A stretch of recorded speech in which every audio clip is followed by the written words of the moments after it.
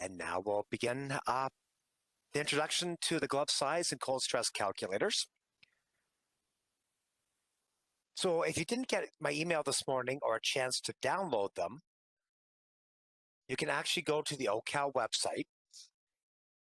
Just click on the Apps, Tools, and Calculators, then the All Taps and Tools Calculator link, and that'll take you to our calculator pages, which have the cold stress calculator, as well as the glove size calculator.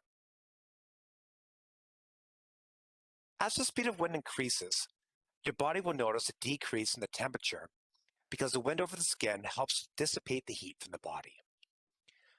To understand how cold it is, wind speed is combined with the temperature to calculate the wind chill temperature. The wind chill provides an estimate of the cooling power of the environment and thus plays an important role in the cold stress risk assessment and preventing workers from its severe adverse health effects, such as frostbite and hypothermia. The calculator itself was created as a simple means for determining what precautions should be taken to protect workers from cold stress related to adverse health outcomes. By entering the outdoor temperature and wind speed into the calculator, we're able to estimate the adjusted temperature or the wind chill temperature. The temperature and wind speed information can also be obtained by accessing current weather information, such as on the Weather Network. Their website will often have, we have a wind chill today, or a wind speed, and we have an outdoor temperature of. And this information can then be placed into the calculator to determine the adjusted temperature, the potential risk to the workers, potential health concerns, and the recommended precautions. Now, there may be times when access to wind speed information may not be available, but you can still estimate the wind speed by looking at this following table. Now, for example, if there's a slight wind felt in your face or a wind vane begins to move, approximately 10 kilometers an hour. If a small flag is extended, 20 kilometers. The wind raises loose paper, large flags flap, and small trees branches move, approximately 30 kilometers. Small trees begin to sway or large flags extend and flap strongly, 40 kilometers. Large branches of trees move, telephone wires whistle, it's hard to hold an umbrella, 50. And then trees bend and walking against the wind is hard, approximately 60 kilometers. This can then be compared to, for example, the temperature of what your vehicle says the outdoor temperature is, to give a rough estimate if you don't have access to the precise information. So how would the calculator work?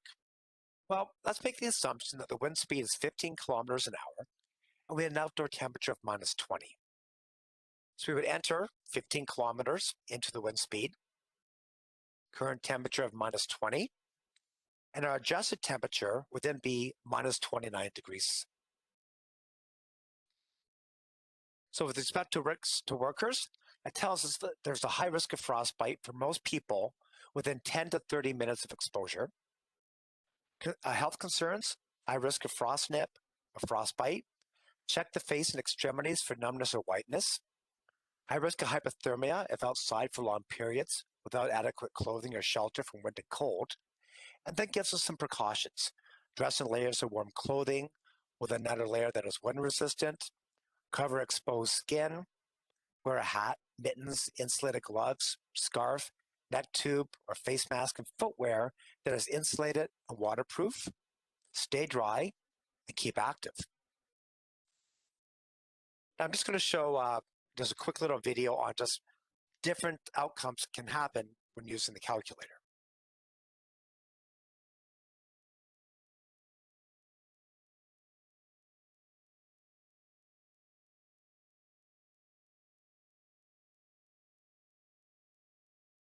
So you can see once again the temperature changes to minus 29, and then the associated health effects with a high risk of exposure, as well as the recommendations. We then change that temperature to minus 30,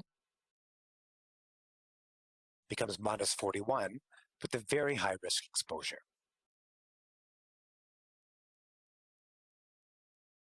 the minus 40, it becomes minus 54. And minus 45, minus 60, which is basically do not go outside. And then you can have minus 45, but a zero wind.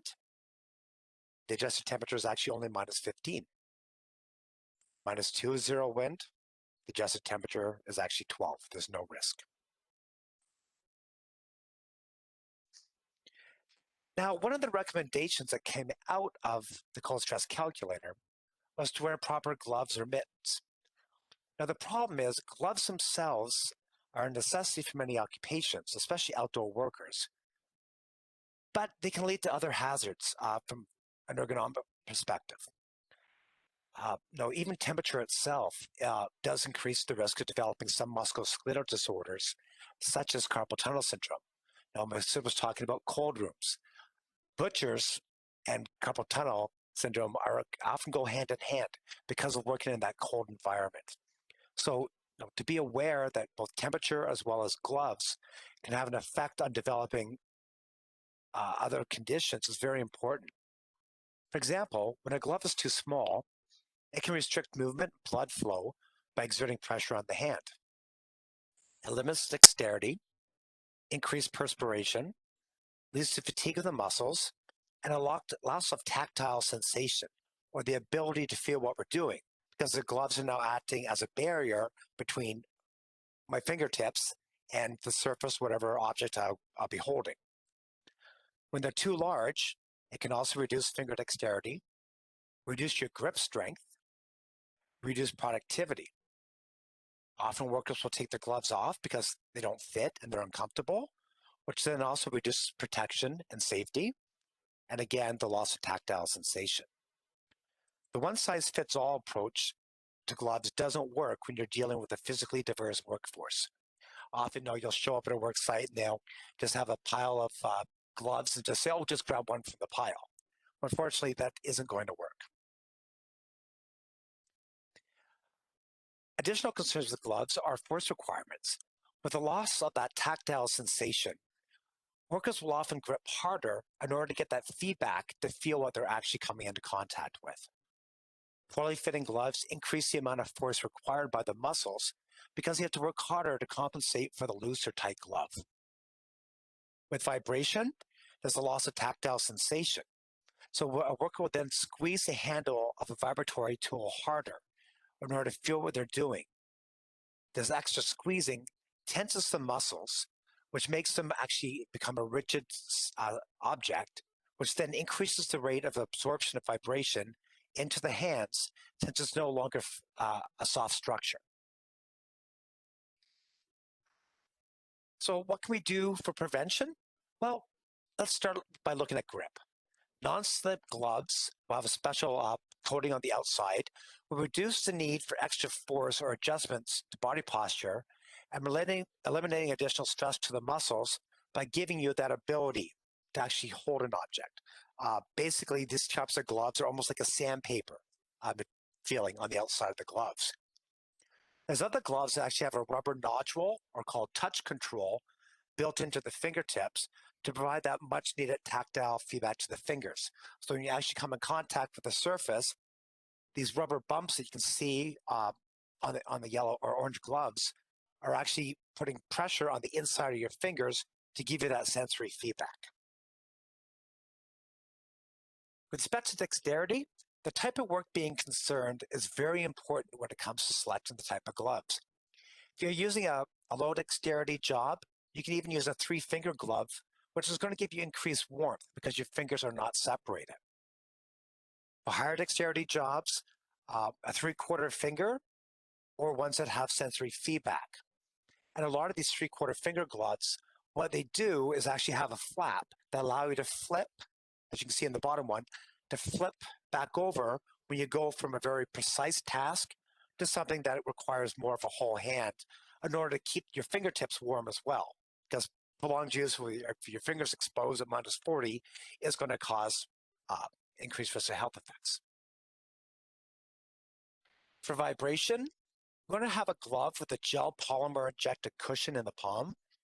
The fingers and thumbs as well have been shown to help prevent the risk of harmful vibrations being transmitted to the hands, as well as they do give you that sensory feedback as well. So when determining what glove size we actually need, there's two measurements that are actually required, our hand length and hand circumference.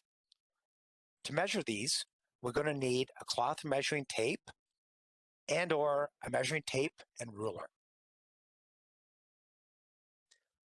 So for hand length, you can use either a cloth measuring tape or measuring tape or ruler. You're going to measure on your dominant hand and rest the top of your hand with your palm up on a flat surface. You're then going to measure from the tip of your middle finger to the crease under the palm and record this measurement. For hand circumference, you actually do need to use a cloth measuring tape because a ruler or a standard measuring tape is not going to bend to give you the proper circumference measurement. So again, you're going to measure your dominant hand. You're going to begin by placing the measuring tape just above the inside of your thumb in the crevice between the thumb and the index finger. You want to wrap the measuring tape all the way around your palm from the starting point above your thumb to the outside of your pinky finger and back again. Check where the measuring tape overlaps itself at the starting point and record this measurement. You then need to look at which of the two measurements is the largest, whether it's the hand length or the hand circumference, because that is the value you're going to use, the largest of the two values. Now, the tables themselves are based on gender at birth. So if someone is a female at birth, there's one separate table based on whether you're measuring in inches or metric, and then male at birth, once again, in imperial or metric. So for an example, let's say someone is male at birth, their hand length is 8.7 inches, and their hand circumference is 8.91 inches. So in this instance, we're going to use the hand circumference because it's larger than the hand length. We then look in the table, we'll see that that falls under the 8.01 to 9-inch value, and this means the person should be wearing a medium-sized glove. And that's it for just a quick rundown of the calculator tools. I do recommend that you have the opportunity to access the website and upload them. At the same time, just a couple state the dates for upcoming webinars that OHCOW is going to be hosting. Tomorrow, we actually have our COVID webinar series entitled Making 2020 or 2022 Truly Happy, Healthy, and New. And beginning in February, we're going to be having our weekly Repetitive Strain Injury Awareness Day sessions that are going to run 4 sessions in the month of February. This information will be sent out via email and on the OHCOW website, and registration will be beginning for it in January. And any questions? Are there any plans to translate the calculator into French? Right now, the immediate point, no, but that's not an impossibility as well. So we'll never say no to something, but at this point in time, it's just strictly in English. So any recommendation for gloves for those with serious circulation conditions? I mean, the biggest one you can want to make sure is that it's not too small, because if you already have a circulating condition and the gloves are too small, it is going to reduce circulation more and also reduce nerve supply. The one thing is when a glove, if I go back up to one of the tables, is when a glove is borderline, so say, between the 9 and the 9.01, when you're on a borderline situation, the recommendation is actually to go a size up than it is to go a size down.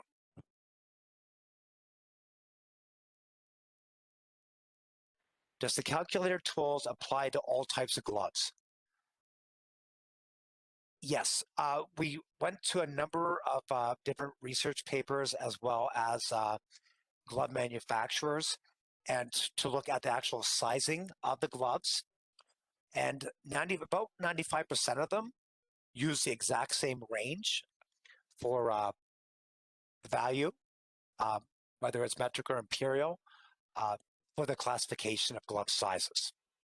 Next question is this method to calculate glove size one that is used consistently by manufacturers?